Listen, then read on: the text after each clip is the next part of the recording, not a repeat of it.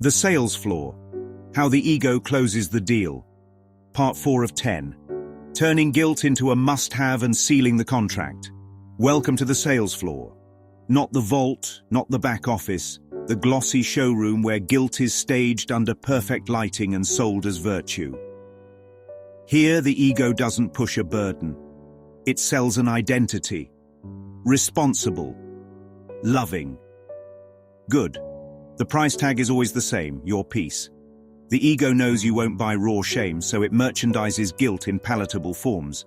It renames punishment as accountability, self-attack as humility, and fear as care. It builds the store around your biography, arranging displays that mirror your oldest hurts. You don't just see products. You see yourself. That's the close. Department 1.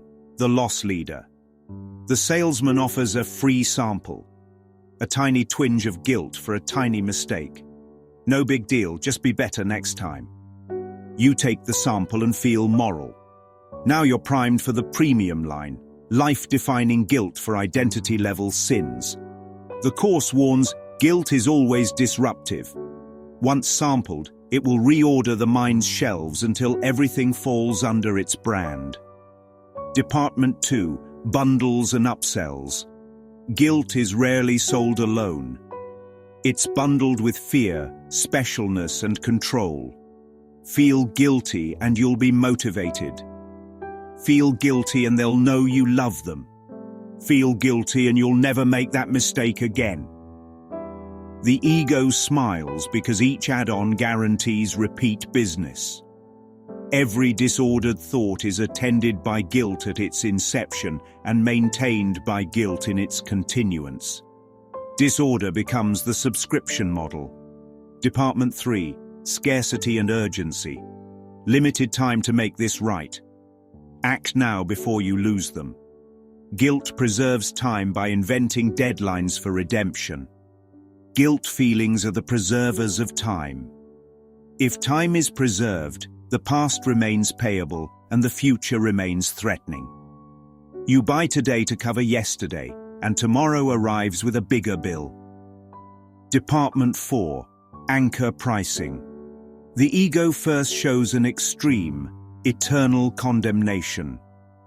Next to that, lifelong mild self-loathing feels like a bargain.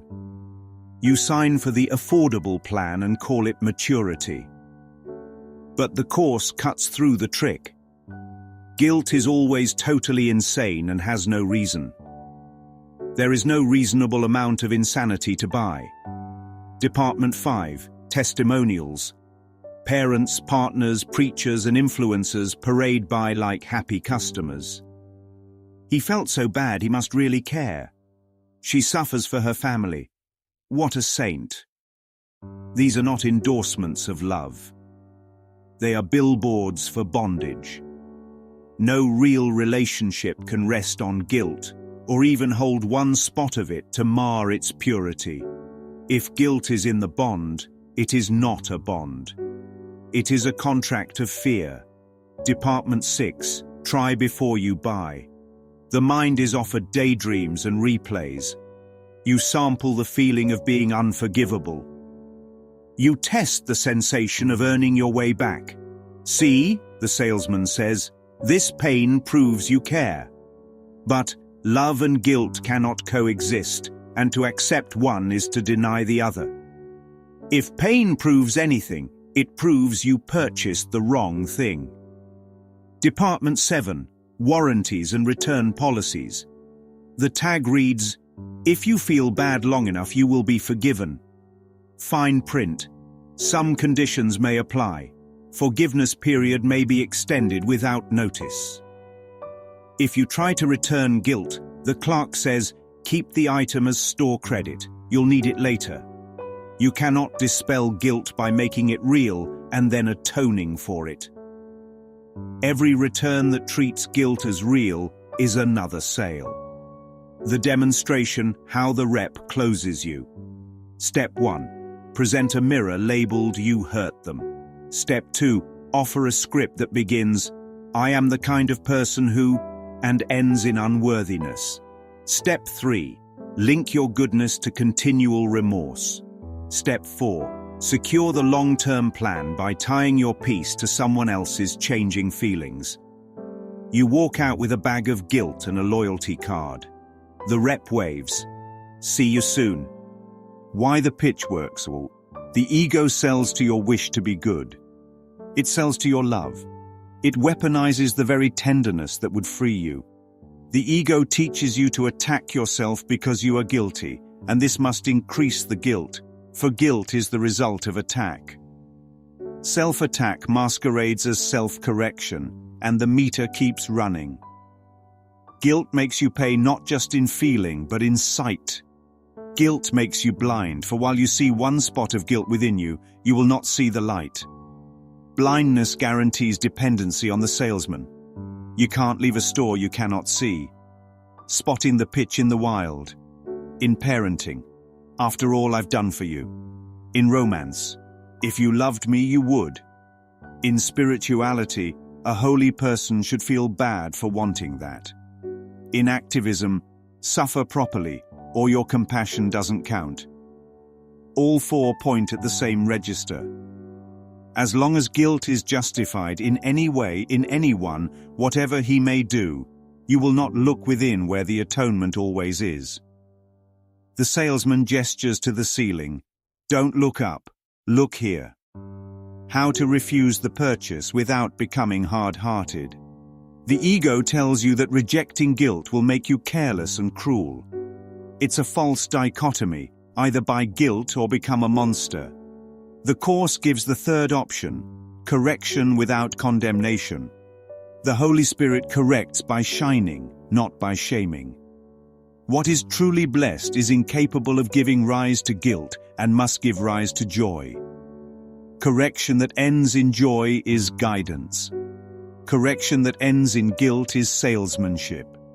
So the practice is simple and uncompromising. Name the pitch. This is guilt being sold as love. This is fear marketed as responsibility. This is separation in a gift box. Then state the truth.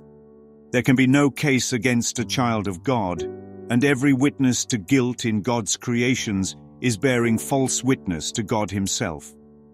If there is no case, there is no court. If there is no court, there is no sentence. If there is no sentence, there is no debt.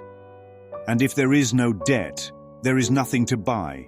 Next, return the merchandise to the nothingness it came from. Not by bargaining, not by delay, but by acceptance of atonement now. You remain as God created you.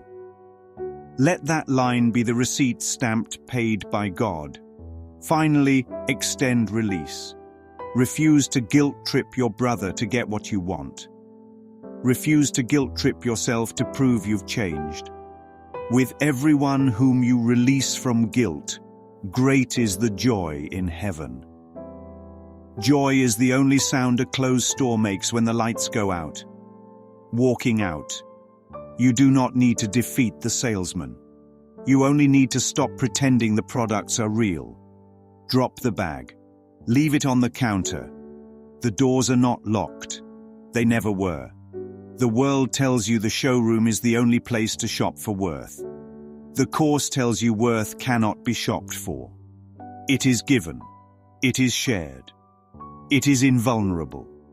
When worth is remembered, the sales floor loses oxygen. The jingles fade. The mannequins turn back into plastic. And the mind steps into daylight with empty hands and a full heart. Tomorrow, Part 5. We move from the sales floor to the loyalty program, where guilt keeps customers for life by disguising itself as grief, duty, and proof of love. We will cancel every subscription. We will end every auto-renewal. And we will keep only what cannot be sold, the joy that needs no receipt.